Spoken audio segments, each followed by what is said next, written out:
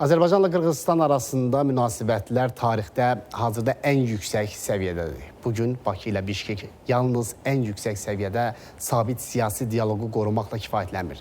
Həm də dərin iqtisadi inteqrasiya üçün institusional əsaslar yaradır. Azərbaycan-Qırğızıstan münasibətləri dərin tarixi köklərə malikdir. Ortaq dil, mədəni və mənəvi dəyərlərə əsaslanır. Qeyd edək ki, Qırğızıstan İssuk-Kul gölünün sahilində yerləşən Çolpanata şəhərində keçiriləcək Mərkəzi Asiya-Azərbaycan sammitinə ev sahibliyi edəcək. Sammit Azərbaycanın region ölkələri ilə əlaqələrinin gələcək inkişafının müzakirəsi üçün növbəti imkan olacaq. Ortaq mədəni və tarixi köklərdən strateji tərəfdaşlığa uzanan yol.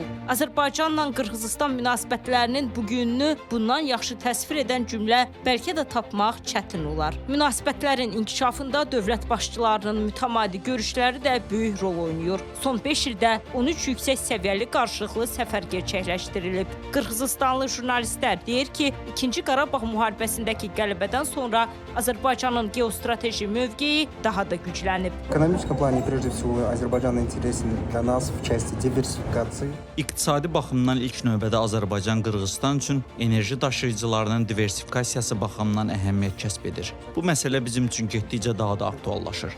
Çünki Qırğızıstan 96% bir ölkənin yanacağından asılıdır. Bu da bizim regionun sabitliyinə təhdidləri artırır. Bu səbəbdən alternativ enerji daşıyıcılarının idxalı bizim üçün həyati əhəmiyyət kəsb edir. Bişkekdə Azərbaycanın dəstəyi ilə Dostluq Parkı, Nizami Gəncəvi adına 103 saylı məktəb və Heydər Əliyev adına məktəb gimnaziya kompleksinin istifadəyə verilməsi həm də iki xalqın mənəvi birliyini möhkəmləndirir. Bu məqamda Qarabağın bərpasında Qırğızıstanın verdiyi dəyərli töhfəni də qeyd etmək yerinə düşər. Qırğız hökumətinin maliyyə dəstəyi ilə Ağdamın Xıdırlı kəndində 528 şagirdlik Aykül Manas adına tam orta məktəb tikilib. Bu isə həm də iki ölkənin təhsil sahəsində əlaqələrinin gücləndirilməsinə töhfə verəcək. İki tərəfli münasibətlərin inkişafı bunlarla kifayətlənmir. Сотрудничество наше между нашей страной именно в рамках Турского. Azərbaycanla Türk Dövlətləri Təşkilatı çərçivəsində əməkdaşlıq Qırğızıstan üçün xüsusi əhəmiyyət daşıyır.